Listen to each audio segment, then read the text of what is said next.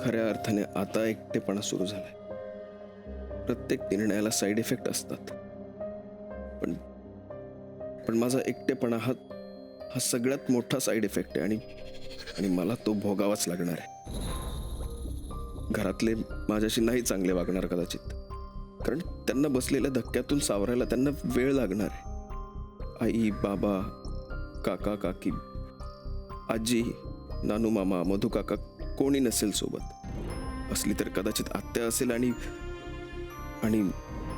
मानसी.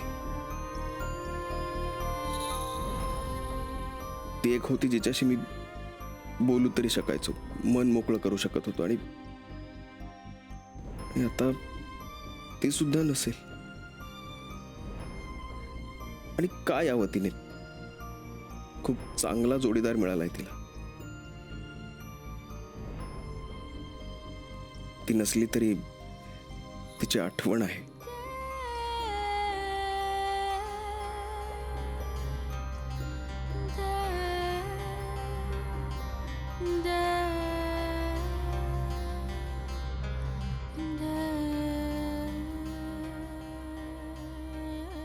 विक्रांत, मानसी, तू इथे यावेळी? मी घरी सुद्धा गेले होते डबा घेऊन. तिथे कळलं तू नाहीयेस. म्हटलं मग इथे नाही तर अजून कुठे असणार.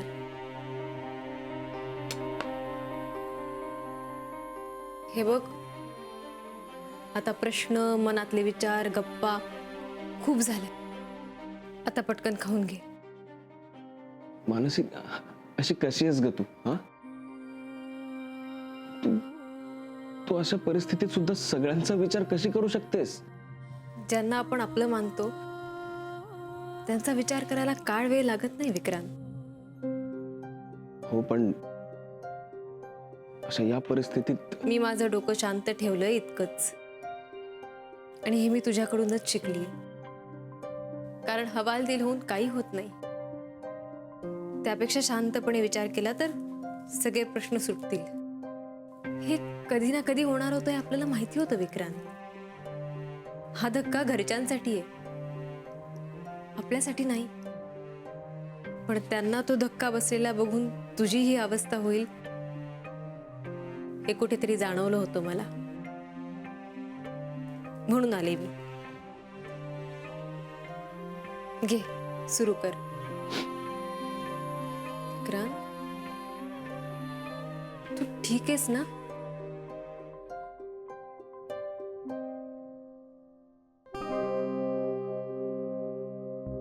केतकर,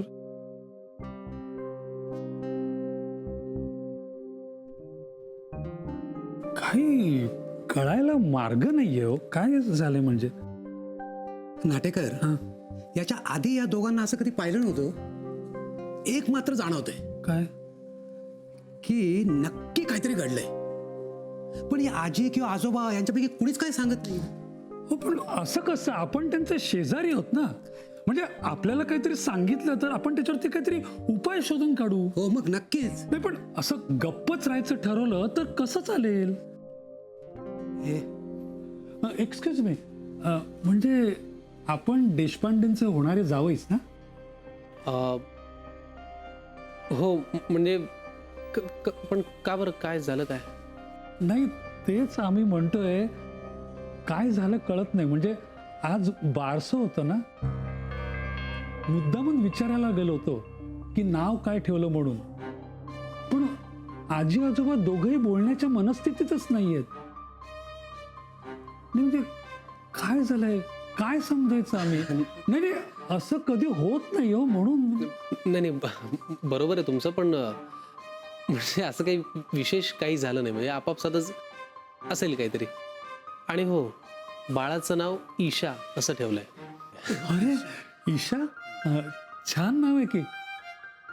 नाही, पण तुम्ही बघा जरा बोलून. म्हणजे नाही, काही लागलं तर आम्हाला सांगा, आम्ही शेजारी आहोत त्यांचे.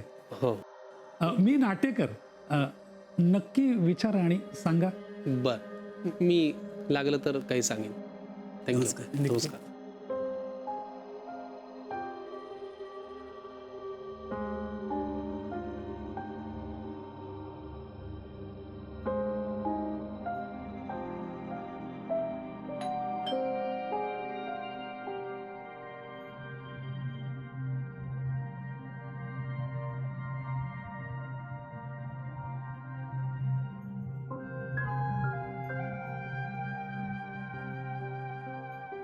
आजोबा मानसी आहे? नाही नाही. मी फोन करतो तिला. नाही, ती उचलत नाही फोन. तुम्ही या ना, आत या ना. हो.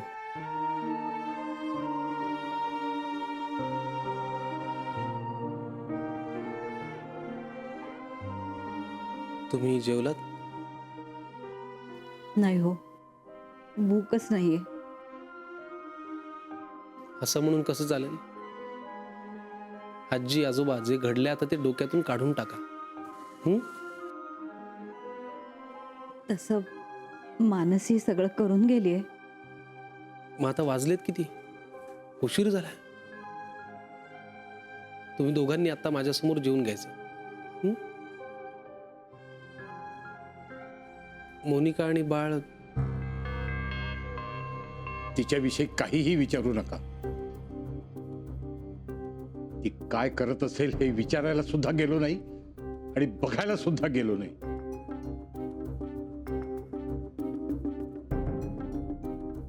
चार चौघात मान वर करून बघायची सोय राहिली नाही हिच्यामुळे. आजोबा आजोबा तुम्ही शांत व्हा. तुम्ही का स्वतःचं बीपी वाढवून घेताय?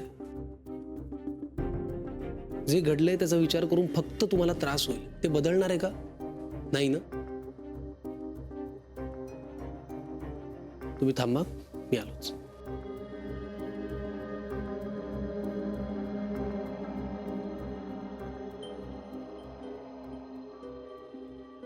हे घ्या घ्या. आजी तुम्ही पण घ्या. घ्या घ्या.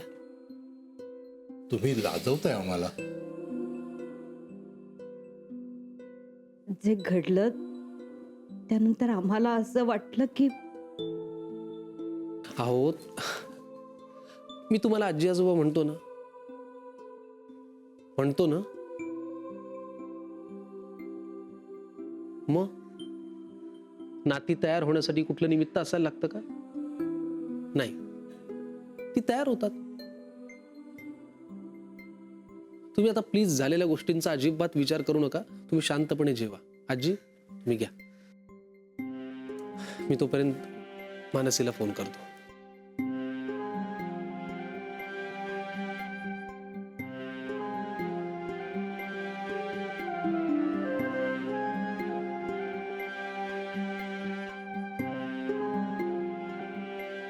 नाही, उचलत नाहीये ती फोन. गेलीये कुठे पण? डबे घेऊन गेली. तिकडे दळवींकडे सुद्धा कुणी जेवलं असेल असं वाटत नाही. हो, बर, तुम्ही सुरू करा बघू प्लीज.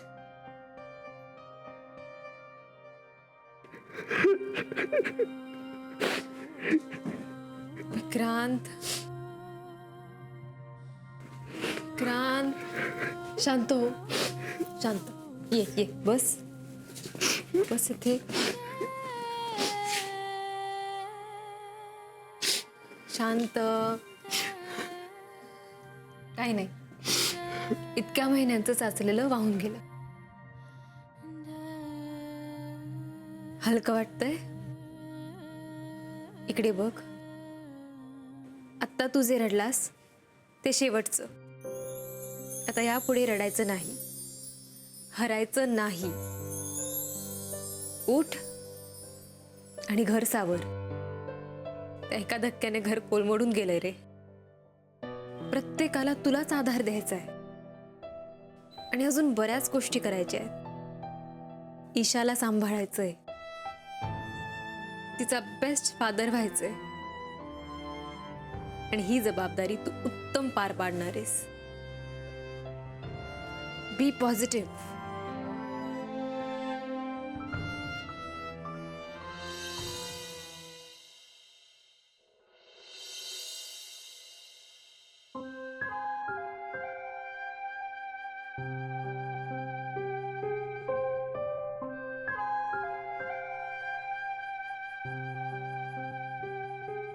आजी थोडं बोलू? काय बोलायचं? खरं तर मला बोलायचं नाहीये, मला ऐकून घ्यायचं. तुझं काय बोलून झालं असेल तर तू निघून जा. आजी असं नको करूस. सगळं करून सवरून झालं आणि आता म्हणतोस असं नको करूस. तुला जे बोलायचं ते बोलून झालं असेल तर तू जा बाबा जा. आजी, अगं मी मुद्दाम काही नाही लपवलेलं. तुलाही माहितीये मी असं नाहीये, नव्हतो. मला आधीच माहितीये की तेव्हाचा विक्रांत असा नव्हता, पण आता तसा आहे, लपवणारा, खोटं बोलणारा. आजी, माणसाला परिस्थिती गप्प बसवते ना, तेव्हाच माणूस असं बोलतो. फसवलंय परिस्थितीने मला. आजी मी खोट्याचं स्पष्टीकरण द्यायला आलायस. मी खरं काय ते सांगायला आलोय आजी. खरं मला तुमच्यापासून कधीही काहीही लपवायचं नव्हतं, पण परिस्थितीत मी अडकत गेलो आजी. एकातनं दुसऱ्यातनं तिसऱ्यात असं करत करत मी अडकतच गेलो. आणि कुणाला त्रास देणे हा माझा उद्देश कधीच नव्हता. उलट माझी इच्छा होती की कुणालाही त्रास होऊ नये, पण शेवटी सगळ्यांना त्रास झाला. सगळे दुखावले गेले. सगळ्यांचं माहित नाही, पण चूक झाली की शिक्षा करावी, गुन्हा झाल्यावर नाही. आजी मग कर ना शिक्षा. हीच तर चूक आहे ना बाबा. शिक्षा चूक झाल्यावर केली पाहिजे, गुन्हा झाल्यावर नाही. आजी तू प्लीज माझ्याकडे पाहून बोल, प्लीज. नाही, ही शिक्षा तुला नाही मला देते. तुझ्या हातून पहिली चूक झाली तेव्हा माफ केलं होतं मी तुला दसऱ्याला.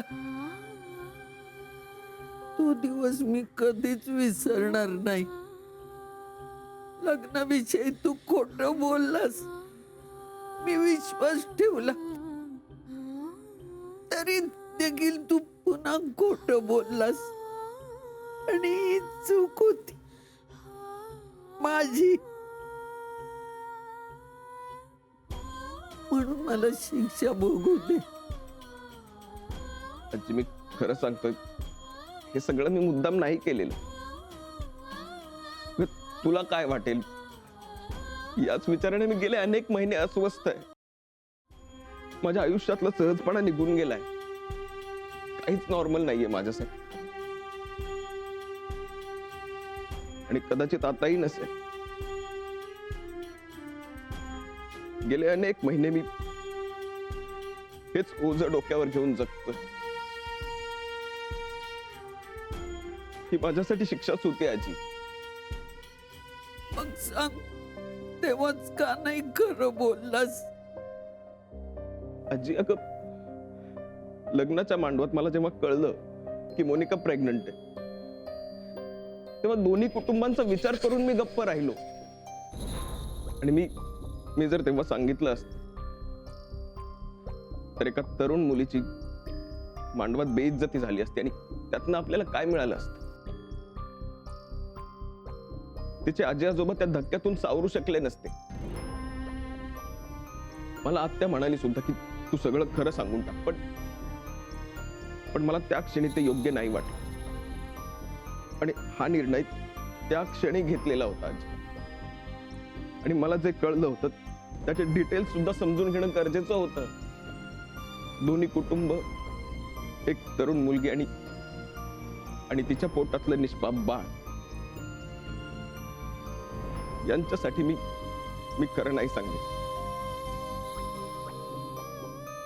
आणि जे काही होईल त्याची जबाबदारी स्वीकारून मी लग्न करायला तयार झालो. पण एक खरं लपवल्यामुळे मला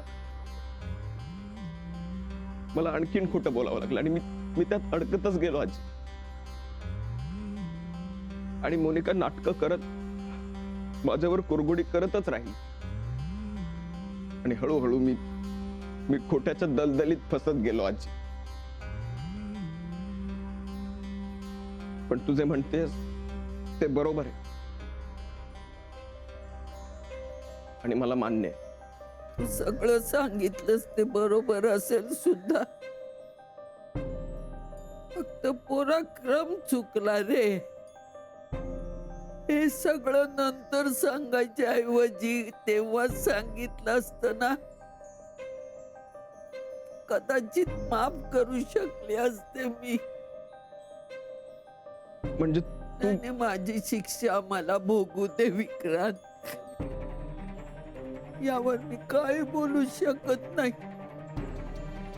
आणि तुझं बोलून झालं असेल तर तू निघून जाऊ शकतोस.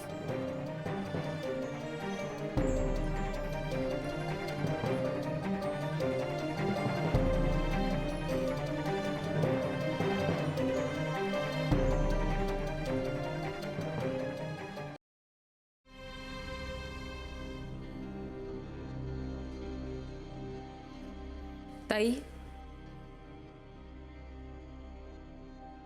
जेवलीस का? अरे वा, आलीस तू? दळवी घरातल्या सगळ्यांना नीट जेऊ खाऊ घातलंस ना? कसं जमतं ग तुला? ताई प्लीज, आता वाटेल ते बोलू नकोस. वाटेल ते बोलत नाहीये मी, खरं तेच बोलतेय. का त्रास होतोय? अगं त्रास तुझा होतोय त्यांना. त्यात एकतर मी तुझी बहीण आहे आणि त्यांनी मला त्यांच्या घरातलं मानलं. त्यामुळे कर्तव्य म्हणून मला काही जबाबदाऱ्या पार पाडाव्या लागतायत. पण कर्तव्य आणि जबाबदारी यातलं तुला काहीच कळणार नाही, कारण तुला फक्त अधिकार गाजवता येतो. त्यांनी तुला आपलं मानलंय. कोण म्हणून ग? कोण म्हणून काय? तुझी बहीण म्हणून. पण माझा तर आता त्या घराशी काही संबंध उरलेला नाहीये. काही वेळा ना आपण कुणाचे काय लागतो यामुळे त्यांच्याशी चांगलं वागायचं नसतं. त्या नात्या पलीकडेही बरंच काही असतं, पण ते तुला कळणार नाही. त्या नात्या पलीकडचं जे काही आहे ना, त्याच्यावर आक्षेप आहे माझा. मग हा तुझा आक्षेप तुझ्याकडेच ठेव, कारण मी आक्षेप घेण्यासारखं काहीही वागलेली नाहीये. पण तू मात्र कायम तसंच वागत आलीयस. कमाल वाटतंय ग मला. म्हणजे आजपर्यंत तू फक्त विक्रांतची बाजू घ्यायचीस, पण आता तर काय, दळवी कुटुंबाची वकील झालीयस. हवं तर तसं म्हण, कारण विक्रांत आणि दळवी ह्या अत्यंत चांगल्या माणसांना तुझ्यामुळे त्रास झालाय. आणि जेवढं मी तुला ओळखते, एवढं झाल्यानंतर सुद्धा तू शांत बसणाऱ्यातली नाहीयेस. सांग मला, आता काय अजेंडा आहे तुझा पुढे सगळ्यांना त्रास देण्याचा? मानसी, जास्त बोलतीस तू. त्यापेक्षा लग्न कर आणि चुपचाप आपल्या सासरी निघून जा. मला कळतंय तू माझ्या लग्नासाठी धडपड का करतेस. तुला मी इथे नकोय ना? हो, मला तू अजिबात नकोयस इकडे. का माहितीये? कारण आजपर्यंत तू माझी बाजू कधी घेतली नाहीस ना, समजून घ्यायचा प्रयत्न केलास. पण दळवी आणि विक्रांतची बाजू मात्र मस्त मांडतेस ग. आणि यापुढेही मांडत राहील. किती दिवस? 1 महिना, 2 महिने? मला माझा अजेंडा विचारत होतीस ना, आता मी तुला विचारते, तुझा अजेंडा नेमका काय आहे? माझा तर काय आता त्या घराशी काहीच संबंध उरलेला नाहीये. पण तू जाणार आहेस ना बँगलोरला, आपल्या सासरी? मग म्हणून सांगते मानसी, आधी स्वतःचा अजेंडा काय आहे ना ते नीट ठरव. कारण सलीलच्या आयुष्यात फक्त एकच अजेंडा आहे, आणि तो म्हणजे मानसीशी लग्न करणं. कळलं?